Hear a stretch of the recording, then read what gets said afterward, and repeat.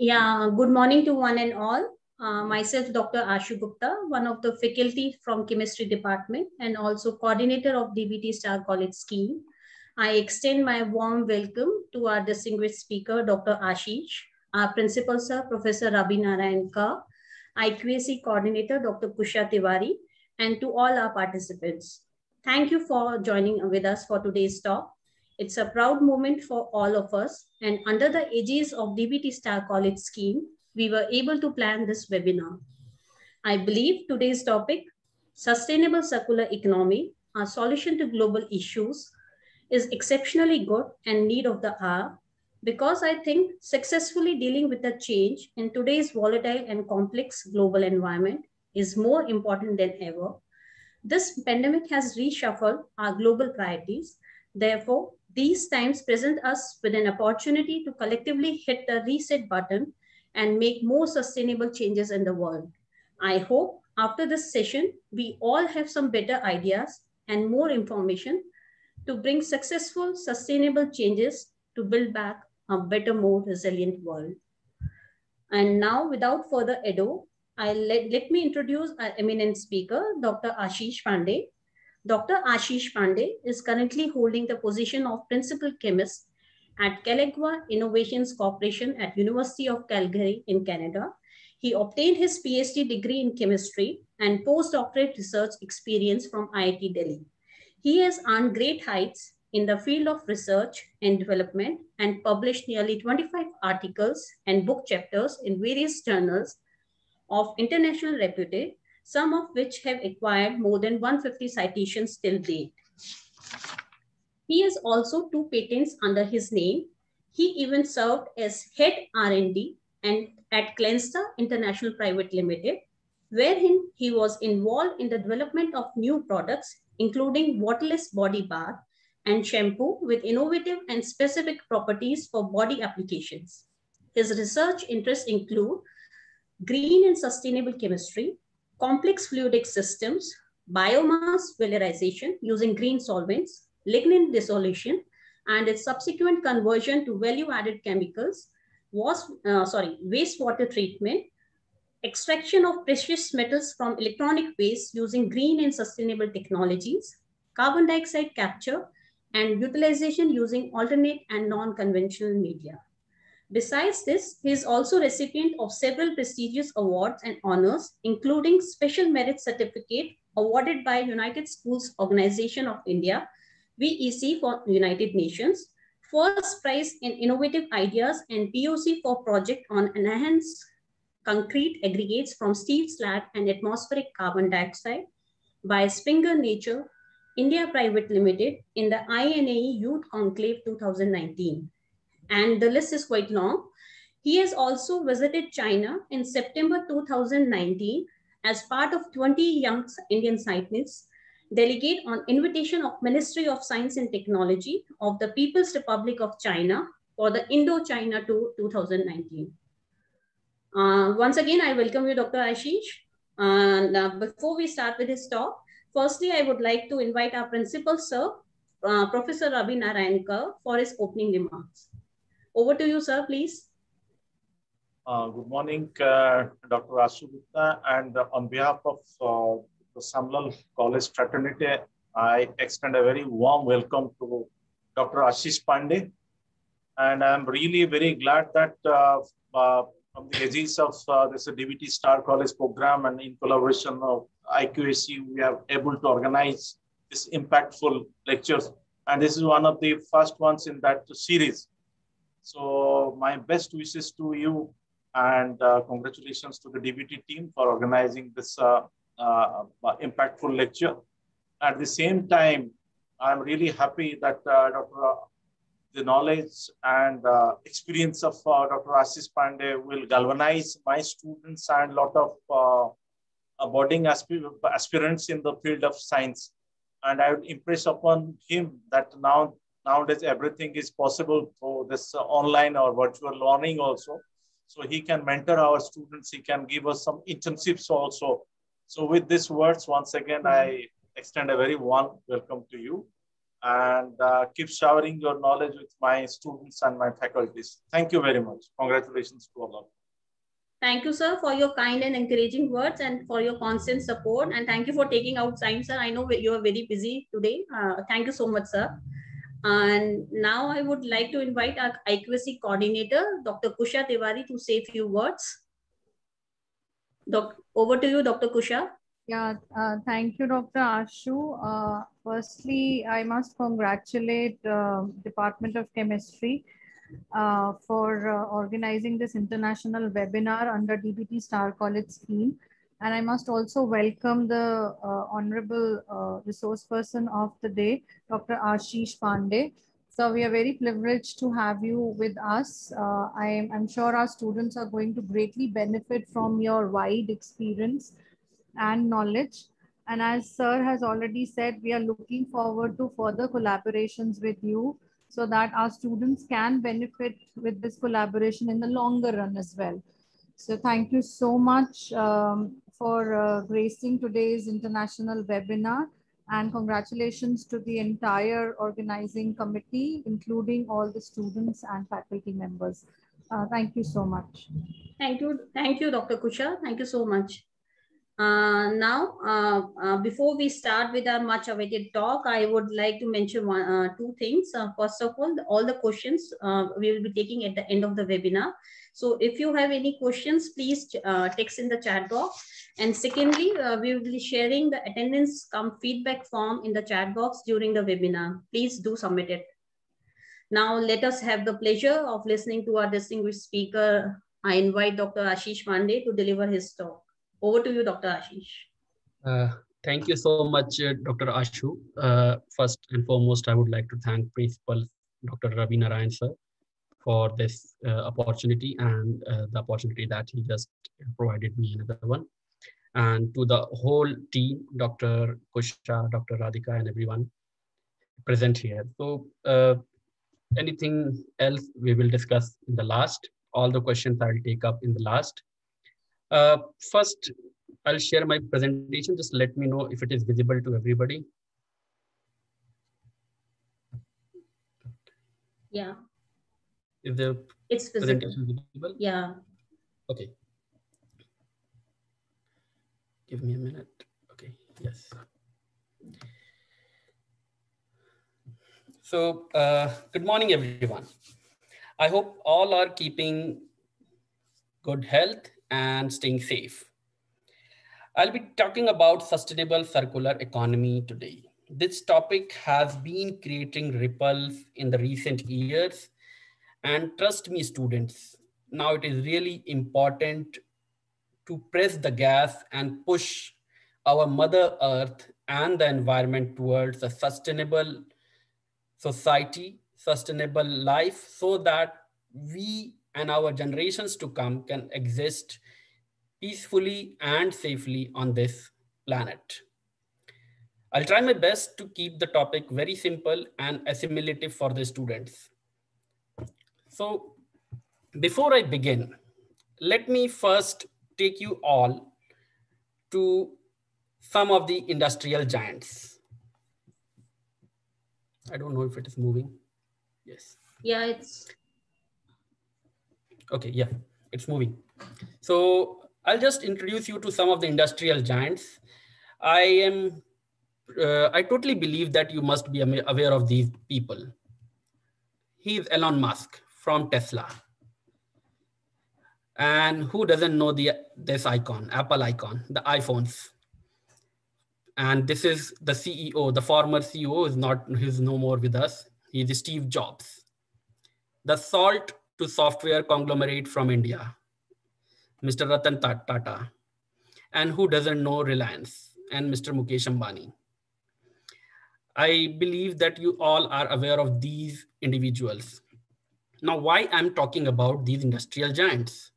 Now, when I say circular economy, if I have to just understand in a layman's world, it is related to industries, something which keeps the money floating. That's why I started with these individuals. I'm pretty much sure that at least You know these guys. These are familiar faces who are trying to change or disrupt the ecosystem. But why I'm talking over here about these guys? What is making them think differently and how life is growing at Reliance? Let me put some news articles before you. Tesla. Tesla becomes a model for sustainable leadership, and it wants to become a green giant. Apple aims to become a carbon neutral economy by 2030. They want net zero climate impact by 2030. If some of you have been using an iPhone, in the last 2 years, you must have noticed Apple has not been giving the chargers, or it has gradually shifted towards wireless charging. I don't know how a few thought about why it is doing so, but yes, today I will explain it to you. In India, if you say Tata, they are trying to compliance with the ESG standards. When I say ESG, it means environment, social governments. It means a government which takes care of the environment and the people that live within. And in the recent last 1 month, the Reliance industry has decided to invest 75,000 crores of Indian rupees on new clean energy business over the next 3 years. So now you understand the economics, that these guys are pumping in money in sustainable development, becoming carbon neutral, renewable energy businesses, or maybe any other thing related to environment, which is safe for the environment and overall the planet Earth. Now let's go and think about why they are doing so. What are the global issues that they are trying to address by investing money, so much of billions of dollars of money into some businesses related to environment? When I say sustainable circular economy is a solution to global issues, let's understand what global issues I'm talking about and what global issues that we are facing now. The CO2 concentration. We all have been seeing that there has been alarming increase in temperature of the atmosphere. I mean, if you are in Delhi, the temperature almost 25 years back was close to 35 or somewhere between 30, 35 in summers, but now it goes well beyond 40. It's a usual feature, temperatures going above 40 in Delhi. But in countries like Canada, in countries which are closer to the North Pole or the South Poles, where the temperatures are well within 15 degrees of Celsius, what do you say when temperature goes well more than 45 degrees? I am at a place where the temperature was more than 45 degrees in the last 2 weeks. And let me tell you, the usual temperature in these countries, the northern countries which are close to the northern hemisphere, is well within 20 degrees. So what is the reason behind all these things? The rise in the global CO2 levels. In 2019, it was close to 410. And if you believe me, NASA reports state that the CO2 level now is 416 ppm. We all know that CO2 is a major greenhouse gas. And when it is a greenhouse gas, you know how it is going to affect or heat up the atmosphere by trapping the reflecting radiations from the Earth. What happens with the greenhouse effect? What are the adverse effect of greenhouse effects? I'm pretty sure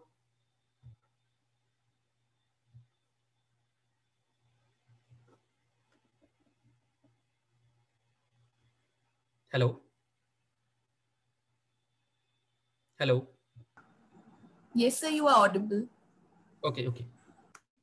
I'm pretty sure that all of you are very well aware of the greenhouse effect and its consequences.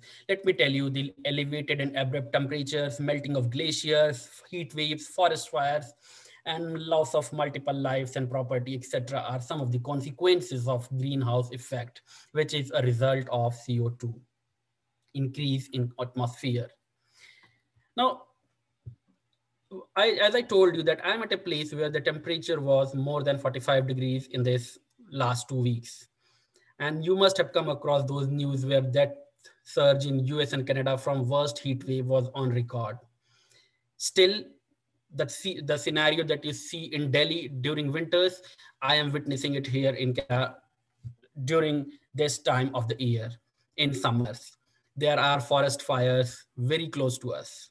And this is a result of global warming, or the greenhouse effect, if I have to say it in particular. So this is one of the major global issues that we need to address. But how do we address? Let's go to another global issue.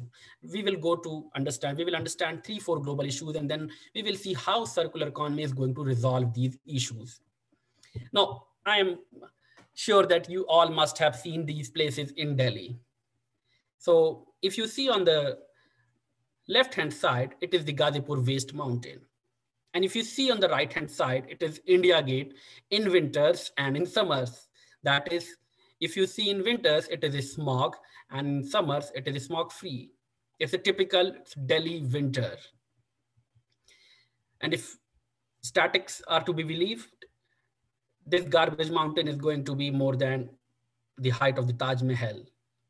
It has in fact passed away. It passed out by 2020.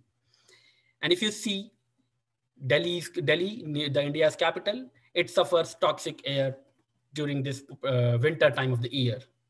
Well, what are the reasons of these? Let me tell you, it is us who are responsible for this. The generation of waste, and most importantly, its improper management. We are just throwing away the garbage, and just throwing away the garbage.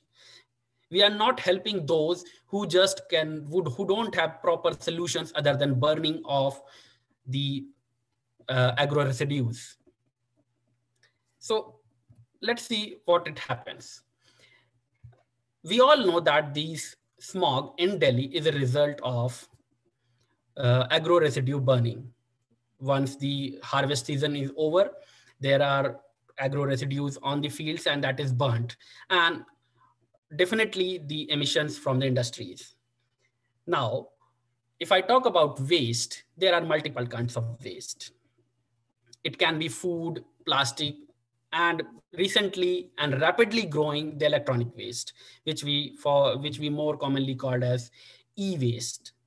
Let us understand how these dynamics work. Now, when I'm saying, just listen carefully how I'm going to solve these issues. If you see this crop residue over here, I'm going to use it in solving another major global issue.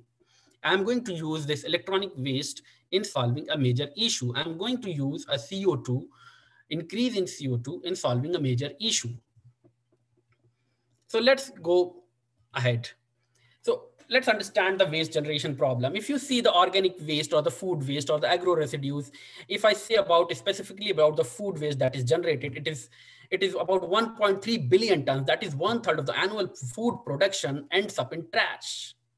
And 1.3 billion tons of food is more than sufficient to feed 4 times of the 870 million starving people across the world. So my first and foremost humble request to all of you is, take only that much amount of food, or cook only that much amount of food which you can consume. Just don't throw it in waste.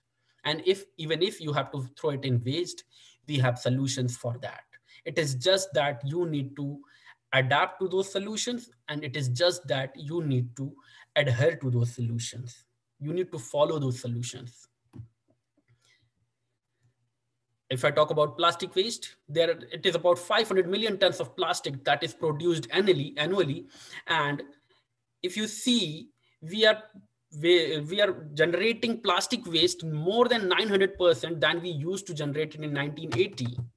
Now, the bigger problem with the plastic waste is it is not going to degrade in another 100 to 500 years. It depends on the kind of plastic that you're using and the quantity of the plastic that is being used in a particular product. So this is another kind of waste. Now, this is electronic waste. It is generally referred to as waste from electronic and electrical equipment. If you see a typical electronic waste, what everyone back in India and almost everywhere across the world is doing, we are buying more and more electrical stuff just to make our life easy. But we are not thinking about how are we going to dispose of this waste. As I believe, in fact, I would take it on myself also. Back when I was 3-4 years back, I had 2 mobile phones. I don't know for what I did. I don't know what did I do with those mobile phones, but yes, it was there. And I understand that most of the students, and in almost every household, there are 2 or 3 spare mobile phones lying somewhere in the corner of the house without being used for any purposes. Have you ever thought, what are you going to do with that? You're going to throw it in a trash, in a garbage, and which is going to come to Ghazipur and increase its height. That's all. Now, when you see electronic waste, it consists of, if you see a typical mobile phone, let us consider a mobile phone. It is a plastic case with a mobile PCB. When I say PCB, it is a printed circuit board with that lies within the mobile phones. And you see a lot of metals and more than many things, many other things being used in the mobile phones to connect the dots and make it useful for you. There is glass, LCD screens, and many more things in a mobile phone. So what are we going to do with that? Some of those things are really, really toxic if you throw it in waste, throw it in the atmosphere. Let us go ahead. How are we going to solve it? Now, one major problem that almost everybody wants to solve, it's the population versus the energy demand. You have 2 mobile phones in your house, or maybe 5 mobile phones in a household, and everybody is lining up to use energy and charge it. And as soon as the power goes off, everybody is like anxious. How do we charge our mobile phones? How do we watch a cricket match?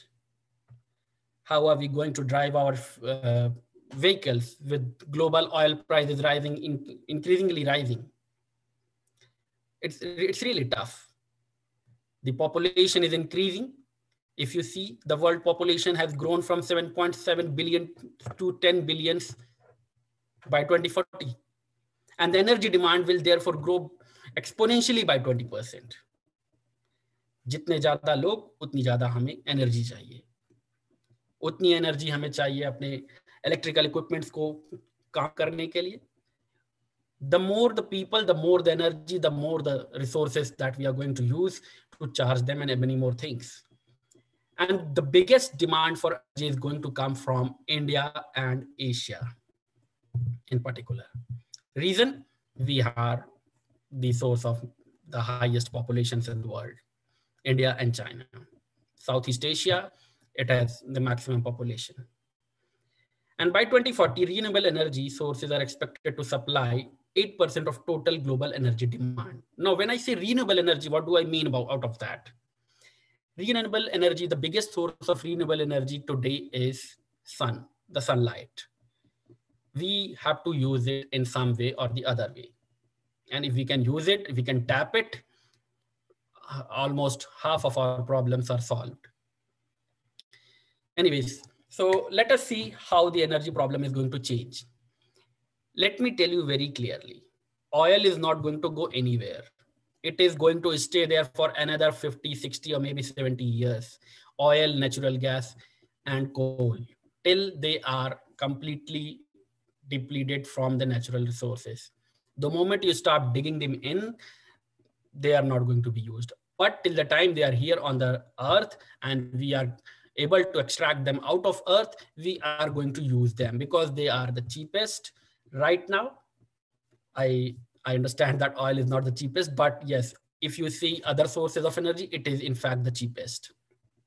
There was a time when, I mean, you can decrease your dependency on oil, natural gas, and coal, but you cannot get away from them. They are going to stay there for another 60, 70 years, no matter what you do. But yes, you can definitely decrease your dependency. As you can see here from the graph, the coal dependency is going to decrease from 2019 to 2040. If you see, it is going to decrease. And similarly, if you say natural gas, it is going to increase. I mean, in our governments and many more governments across the world, they are distributing natural gas across the world to the populations who definitely need them. The only thing that is going to increase is renewable energy and bioenergy. Well, nuclear energy has its own consequences, and we as a country are still not that developed and that equipped or aware of how to use nuclear energy. Especially when I say aware, it is about the masses, that how to understand a mishappening in case of nuclear explosion or whatever. And hydro energy, for hydro energy, we definitely need a lot of water and many more things. So if I'd say in particular about India, we can explore and tap on the renewable energies, especially the sunlight and the bioenergy. Reason I'm saying so, because India being a Middle East country, it has, being a Southeast country, it has rich source of sunlight across the year, even if it is summer, winter, whatever it is.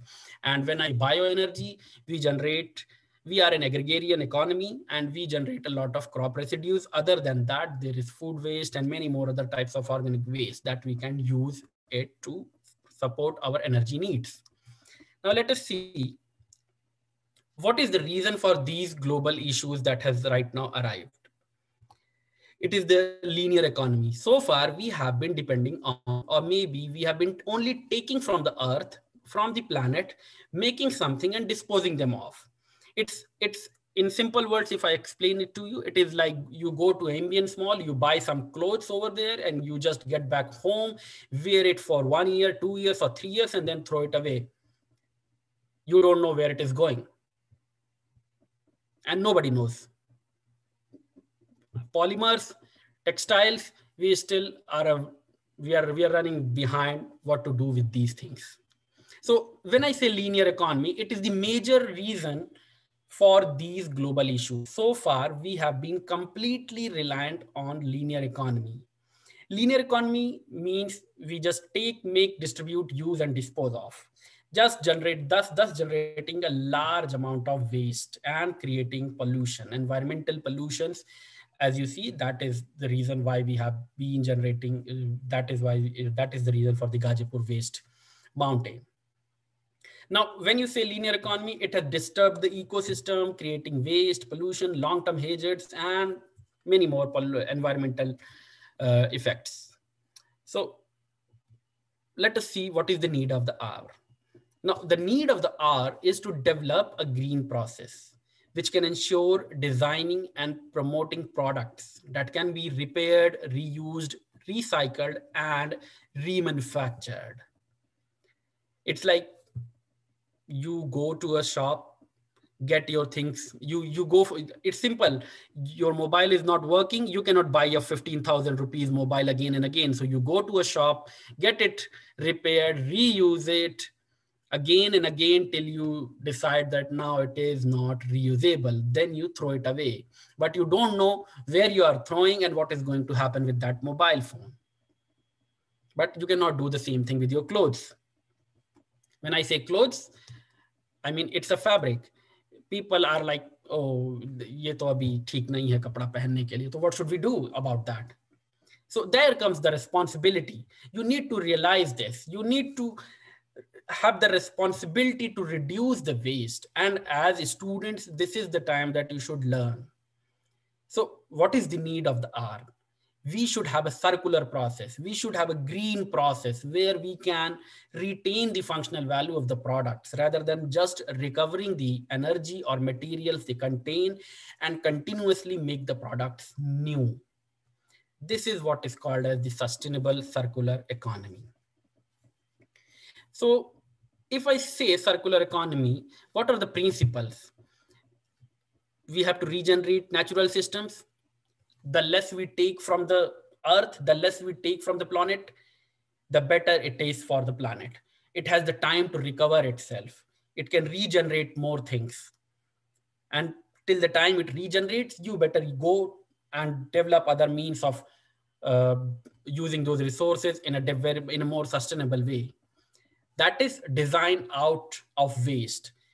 Take a waste. I mean, if I tell you in a very simple word, if you see a mobile phone, The plastic that it has, open it up, you have the mobile PCB, the printed circuit board. It has got bright silver metals, copper, gold in it. The thing is, we need to know how to recycle it. We need to know how to extract it out of that mobile printed circuit board and reuse to manufacture another mobile phone. So that is what we need to learn. That is what circular economy stresses on, that we need to design out of waste and pollution that we are creating. And that is how we are going to keep using the products and materials again and again and again till the natural systems regenerate to its full capacity.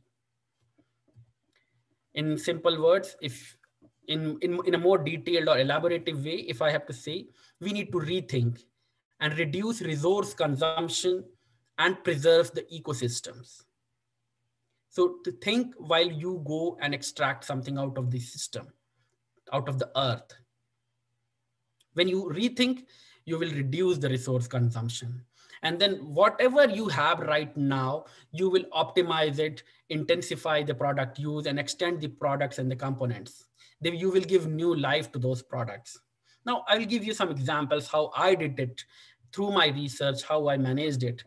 So before, let me explain you some challenges and the opportunities of circular economy also. Reduce pressures, circular economy, the opportunities, if I have to say, it reduces the pressure on the environment and it enhances the security of supply of raw materials.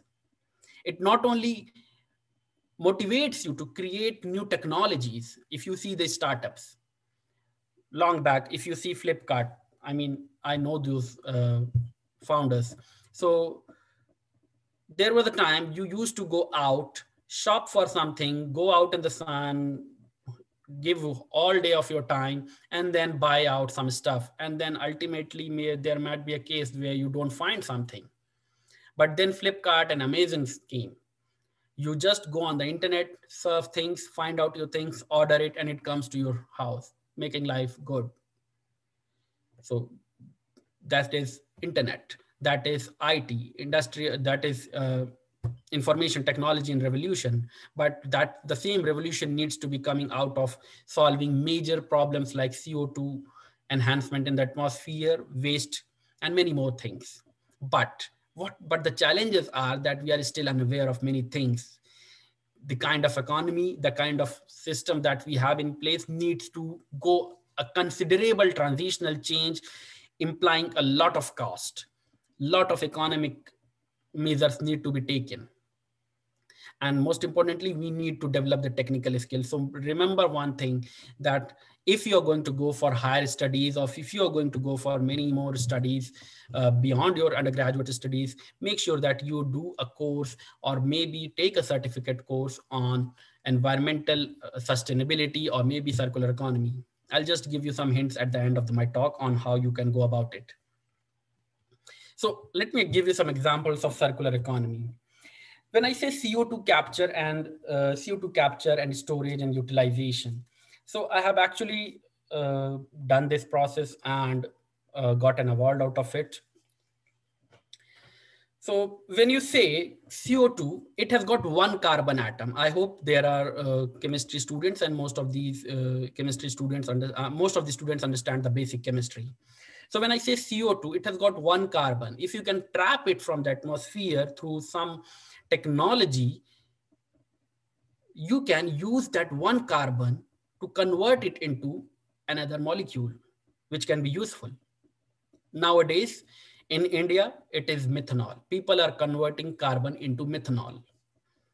They are trying to develop methods wherein more and more CO2 can be converted into methanol with more than 100% conversion rate.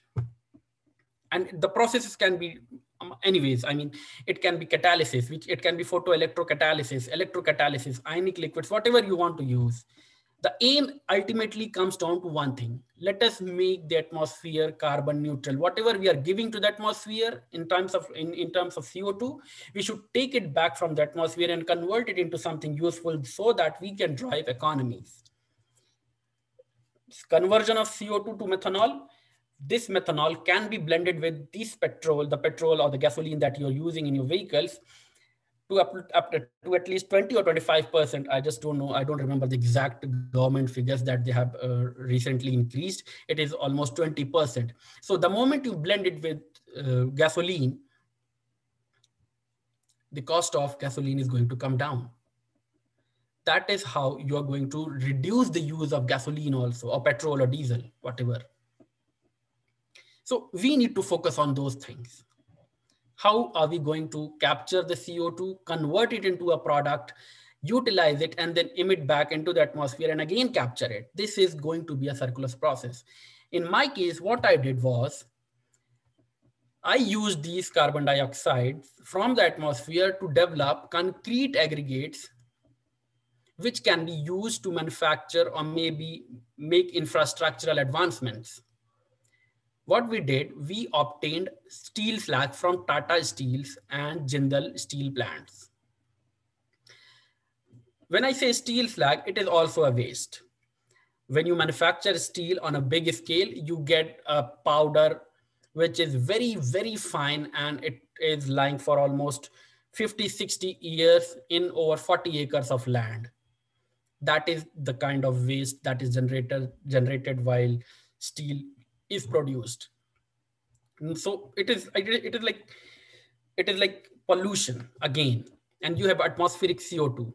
Now what you need to do about it? You have CO2 being generated by the same steel plants during the manufacture of steel in the atmosphere, that is emitted in the atmosphere, and then you have something coming out on the ground, that is the slag. We need to use both of them. So what we thought, there is a problem, and the problem was the National Crime Records Bureau indicates that a total of almost 30,000 people lost their lives due to collapse of various structures, infrastructures, I would say, buildings and something monumental, between 2001 and 2015. And these collapses were majorly residential houses. So what we need a concrete with greater comprehensive strengths. That was the target. And how did we achieve it? We captured CO2 from the steel plants. The source was the same, the steel plant, and the steel slag. We used both of them, mixed them together through a process, and made these strong, comprehensive strength concrete. This was a breakthrough carbon negative process, and that is why we were awarded by the Indian National Academy of Engineering in the Youth Conclave and the Springer India Limited. So that is how we started solving these problems. I will not go into more chemistry and more details of the process. It will be difficult for the undergraduates to understand. But yes, this complete process took us a whole lot of a year to develop and ultimately give us a result. Another work that we have been doing is the valorization of biomass. When I say valorization generally means it is the conversion of a waste product into a useful product. If I say, for a moment, you consider the agro residue that was burned by the farmers and was considered to be responsible for the pollution in Delhi during winters. What we can do out of it? Now, we all understand that agro residues or agricultural crops generally contain cellulose, hemicellulose, and lignin. These are three basic components of any organic waste. If I say in particular, it is the lignocellulosic biomass. Now, I have shown you some structures here. You know cellulose, you see hemicellulose here, and you see lignin over here. These are very compact chemical structures, and these can be used and tapped to convert into energy. And that to renewable source of energy. We have to understand this, how we are going to do this. If we can separate all the three into different components from each other, like lignin is separated, cellulose is separated, and hemicellulose is separated, then we can convert cellulose into a useful product. I mean, you all know simple hydrolysis reaction of cellulose into glucose, and then its isomerization into fructose. Similarly, lignin can be broken down into individual components, in individual important chemicals. And that is what we targeted at. This is how it actually happened. So we targeted both these systems, the physical pre-treatment using chemicals and the fuel producing. So one of my patents is on this system only, physical pre-treatment, and one of my publications in a high impact journal is using that cellulose to convert into a fuel or maybe an important chemical. I'll show you how we did that. So we all know that we can get cellulose. This first process is a patent, and this second process is a publication for me. So here I'm not showing the patent process because it is still under wraps, and maybe in future we all get to know. So what we did was we extracted cellulose out of it, and that cellulose was hydrolyzed to glucose. This glucose on isomerization got converted into fructose, and we obtained 5-hydroxymethyl-furfural through a circular process. What we used here was the same that we are using here. To get cellulose individually from lignocellulosic biomass, we are using the same chemical that we are using to convert fructose into 5-hydroxymethyl-furfural. And let me tell you, 5-hydroxymethyl-furfural is one of the top 12 platform chemicals derived from lignocellulosic biomass. And it can be used into a range of things. It can be used as a liquid transportation fuel. It can be used in pharmaceuticals. It can be used as a fine chemical, and it can be used to make biodegradable plastics. So you see what we did. Any waste that was there lying in the field in the form of residues being burnt by the farmers to create some pollution, we are collecting that, converting it into a useful product and giving away something to the economy, making money, generating employment and many more things, and solving a major problem. That's how we are working. So what is the importance? Why I say that using a process like this that I have been using is important, a circular process. If you see a usual process, a natural process will generate gasoline or maybe crude oil in, thousands of years or maybe hundreds of years, I don't know. But the process that I'm working on and the process that I'm using will give you fuel from waste residues in maybe a couple of hours or maybe few days. That's all. You just need to develop things. And that is why sustainable circular economy comes into place. You can convert biomass into fuel in a very, very less time. And it can be converted into a continuous process, giving you fuels again and again and again and again.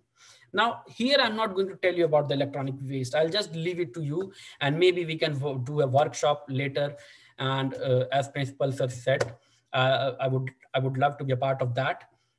I'll just give you some hint and request the teachers to give the assignments to the students on how to use an electronic waste in a useful way. It has got plastic, it has got some useful metals in it like gold, silver, copper.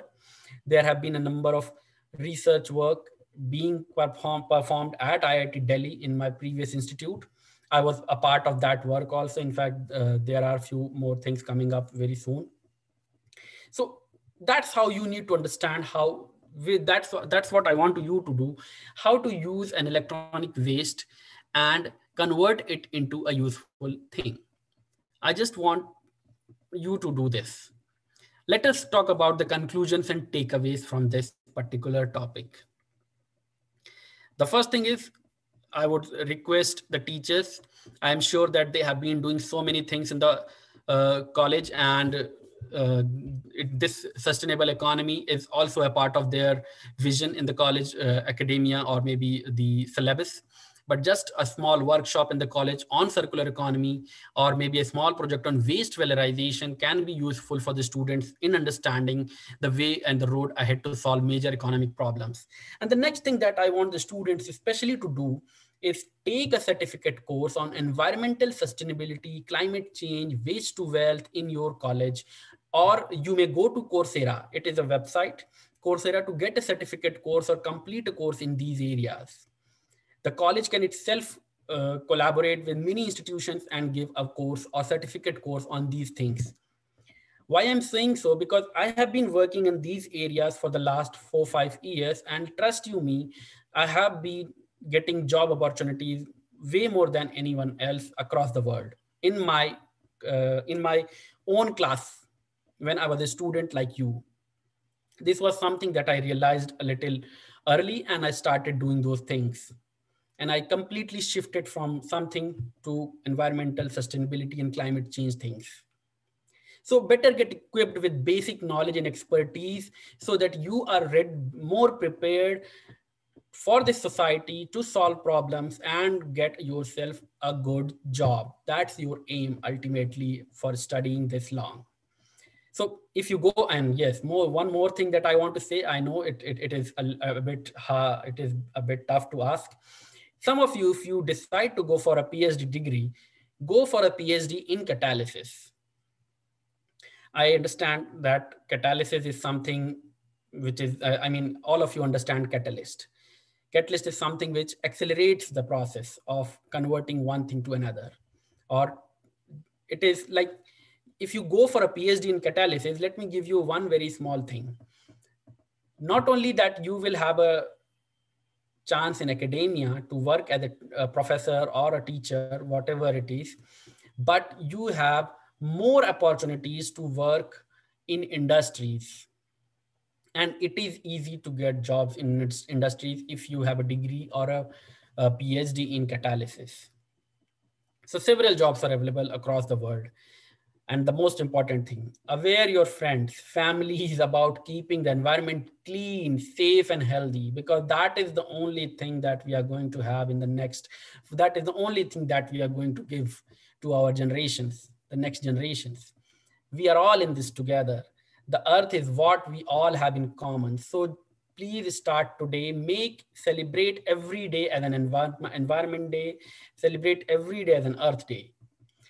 That's all from my side. In the end, I would just like to acknowledge Professor Ravi Narayankar. He's the principal from the college.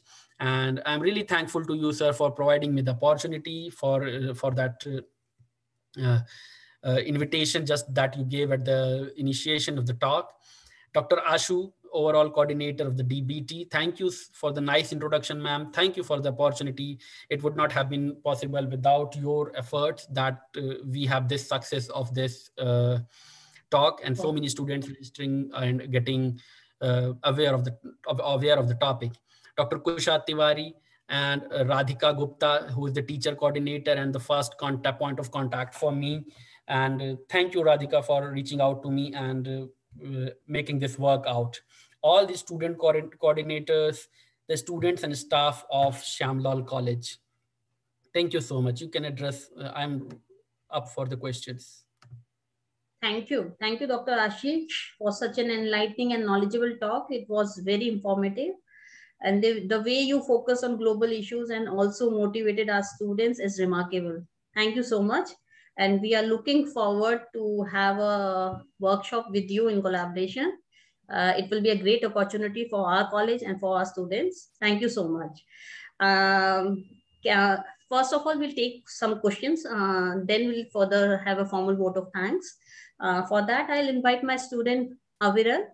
Aviral, over to you, please. Thank you, ma'am. First and foremost, I would like to thank the teachers and the staff of the DBT for this kind of opportunity. And I also thank our esteemed chief guest, Dr. Ashish Pandey. Thank you, sir, for your valuable time and gracing us with your presence. And a huge thank to participants for taking keen interest in the webinar. Without further ado, let us move on to the questionnaire sessions. Sir, we have a question. how can we redesign old system to make it compatible and best suited for circular economy? The first and foremost thing is that aware yourself about the knowledge that you need to understand how to treat a waste that you're generating at your own end. I should say this. The first knowledgeable person about circular economy in your own home, I don't know how many of you realize this, but was your mother. I mean, for all of us, our parents, especially our mothers, were the first source of inspiration for understanding the principles of circular economy. I don't know how many of you know this or not, or how many of you realize this or not. Sometimes घर में खाना ज़्यादा बन जाता था, और अगर चावल ज़्यादा बन गया तो आपको पता भी नहीं चलेगा, शाम को वो आपको खाने में दे दिया जाता था. In some other form, सुबह चावल में बनाया, शाम को बिरयानी बना के दे दिया. आपको नहीं पता वो चावल सुबह बना है, शाम को बना है, या एक दिन पहले बना है, but it was given to you. That was circular economy. From there you need to learn. So first and foremost is you need to make yourself aware of how are you going to treat anything. If I'm saying plastic waste, you need to read about it. You need to understand how are we going to treat plastic. Plastic is something which can be used to generate energy, to power your vehicles, to generate electricity.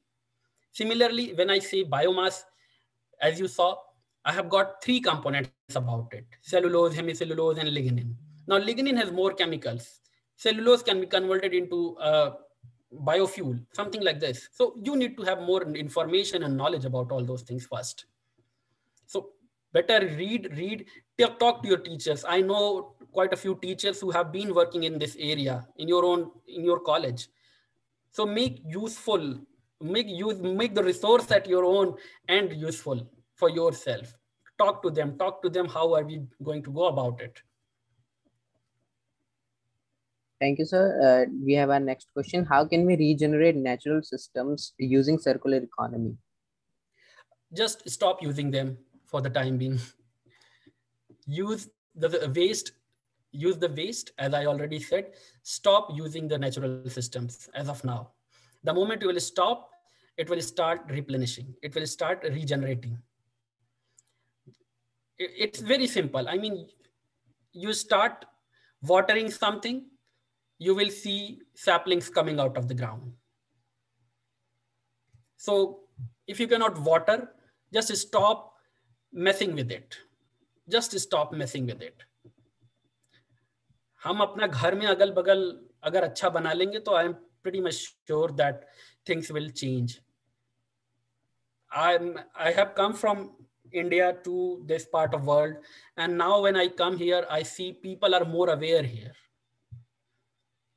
It's not that we are at fault. It is just that we are not aware. We have to put things into place. We have to show some exhibition of our knowledge. ये talk के बाद भूल नहीं जाना है, घर जाके करना है. Thank you, sir. We have our next question. I would like to ask, how would we design energy if we had unlimited financial resources? Sorry, unlimited? Unlimited financial resources. Financial resources are never unlimited, and energy is something that you have to generate from. Right now, the major energy sources are electricity, which is obtained from burning of coal. And if you talk about the vehicles, it is about gasoline and diesel and all those things. So these are things which are not going to go away in another 50, 60 years. In fact, let me tell you that right now I am working on petrochemicals only, and I am trying to replenish and reuse the petrochemicals in some way or the other way. I'll not talk much about it, but maybe later sometime after a year or so, I can talk more about it. The thing is that they are not going to go away. You only have some other energy source coming up. For now, for example, if I say Tesla is working on lithium-ion batteries, lithium-ion batteries are a big source of energy. They can store a lot of energy, and then they can be used to power your houses even. In fact, most of the mobile phones are equipped with lithium-ion batteries. So the financial resources are not going to be infinite. And as far as the energy is concerned, we need to rethink, reduce our dependence on gasoline, diesel, and coal, and work out new sources of energy. As I already said, bioenergy, or maybe solar energy, hydro energy, not nuclear energy as of now. And sir, we have our last question with us. How can we increase the awareness at the ground level, like villages? ये तो सब आप बच्चे ही लोग कर सकते हो सबसे आसानी से. No one else. आप अपना अगर काम ठीक से कर दो, देखो अभी सब कुछ बदल जाएगा. मैं जब छोटा था तो मैंने अपने पापा मम्मी को नहीं बताया, बट क्योंकि मुझे पता ही नहीं था, फ्रैंकली स्पीकिंग. मुझे भी नहीं पता था कि मैं जो खरीद रहा हूँ या जो कर रहा हूँ बस खरीद रहा हूँ, ले लिया, उसके बाद क्या हो रहा है उसका मुझे नहीं पता.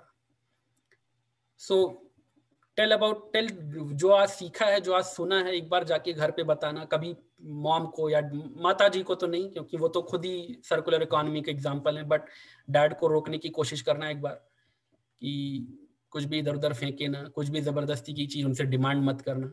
कोशिश करो, सीख जाओगे और सिखा भी दोगे सबको. I suppose they have to make the teams and go to the nearby villages and जितना हो सके अपनी awareness दे. ये लोग अगर करें तो it's the better, it's the best way. I agree. It's best way. They should create small teams and move to the nearby villages and spread more awareness among them. That will be more helpful. मैं जब दिल्ली आया था तो I never saw that Gazipur waste mountain. It was very small in size.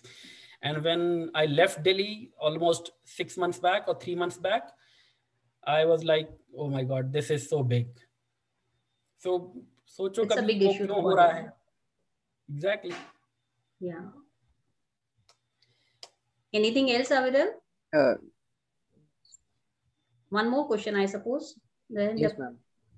Sir, there's one more question. Can we take Dr. Ashish one more question? Yeah, ma'am. Please take. I don't have a problem. Nuclear energy may not be the source of energy in future, as we may shift completely to solar power and other resources of energy out there. Sir, I think he's asking about nuclear energy and why it is still increasing, as we can shift to solar energy and other renewable sources. See, nuclear energy, the problem with nuclear energy is that is still in countries, in developing countries like us, India, or maybe Southeast Asia, if I say in particular, people are still not very much aware about nuclear energy and its consequences. I mean, there are, bunch of people who know how to manage that, but if anything goes wrong, we are not well equipped, we are not aware, and we don't have the resources to stop the very bad side effects of nuclear energy. So it's not going to be a very good success in at least 15-20 years till our people, till our country is very much aware of the things. When I say solar energy, yes, solar energy can be tapped. If you see the government, the present government is providing subsidies for solar power driven, solar driven generators and many more things. So that is a good way, but till when government is going to give subsidies? सब कुछ subsidy पे नहीं चल सकता. अभी आज petrol का prices बढ़ रहा है, कल फिर सोलर से रिलेटेड कोई चीज बढ़ने लगेगा. सो वो भी सोचना होगा. अभी जो आपका पेट्रोल बढ़ रहा है वो सिर्फ इसलिए बढ़ रहा है क्योंकि आपको जो एक साइड में सब्सिडी मिल रही है in the form of solar energies to power the villages, to many more things, वो भी कहीं ना कहीं से compensate करनी है ना. तो this is how economy works. कहीं पर आपको फ्री मिलेगा तो कहीं से आपसे लिया जाएगा. So you have to be prepared. Thank you, sir. I guess this is all for the questions. And now I would like to welcome Dr. Radhika for giving the formal vote of thanks.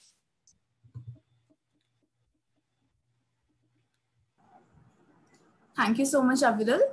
A very good morning to our esteemed speaker, Dr. Ashish Pandey, our principal, Sir Professor Rabi Narayan Kar, the IQAC coordinator, Dr. Kusha Tiwari, all the respected teachers, the lovely audience, and to all my dear students. I am Radhika Gupta, Assistant Professor, Department of Chemistry, Shamdar College. It's a great honor to propose a vote of thanks on this international webinar on sustainable circular economy, a solution to global issues.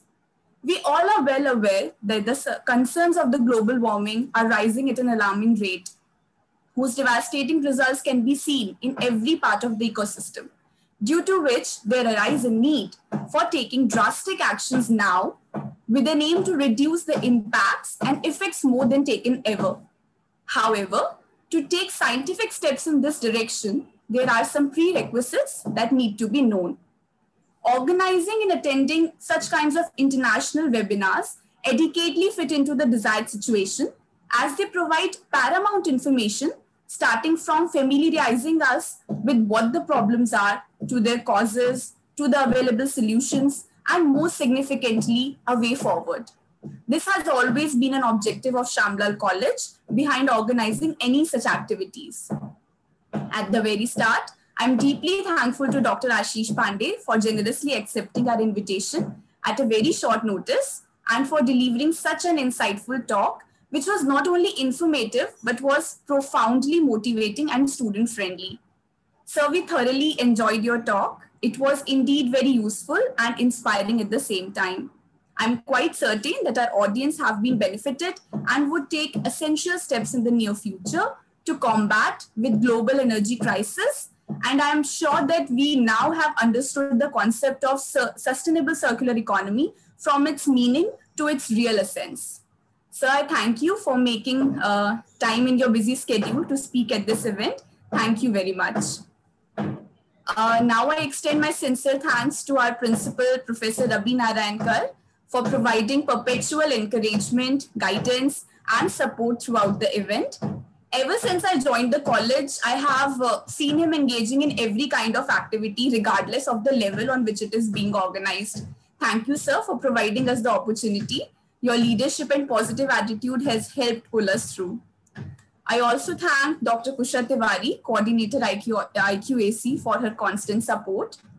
And now special thanks to Dr. Ashu Gupta, Overall Coordinator DBT, Department of Chemistry, for her eternal presence, support, mentorship, and guidance at every step during the organization of this webinar. I also like to appreciate the sincere efforts of all the student coordinators, including Aviral, Vansh, Niharika, Muskan, Akash, and Ayushi, for the systematic planning and execution of the event. You people have really done a wonderful job. Besides, I thank the office staff members, including Mr. Suman, Mr. Gaurav, and Mr. Tarun, for providing all the technical help and making this event a great success. And last but the most significant words of thanks must be given to all the participants, including students from various streams, teachers, some retired faculty members who have also joined us, and even the alumni students for their patience listening and for being a splendid audience. I hope you all have joined this event and gained valuable insights. Thank you, everyone. Hope to see you all again in all our future events. And last but not the least, I also extend my gratitude to Department of Biotechnology for providing necessary funding. Thank you. I now request Aviral to make some announcements, I think. Thank you, ma'am. I would like everyone to turn on their cameras for a group screenshot in photo. Yeah, please, all of you, I request everyone to turn on their videos so that we can have a screenshot. Everyone, please. Please switch on your videos.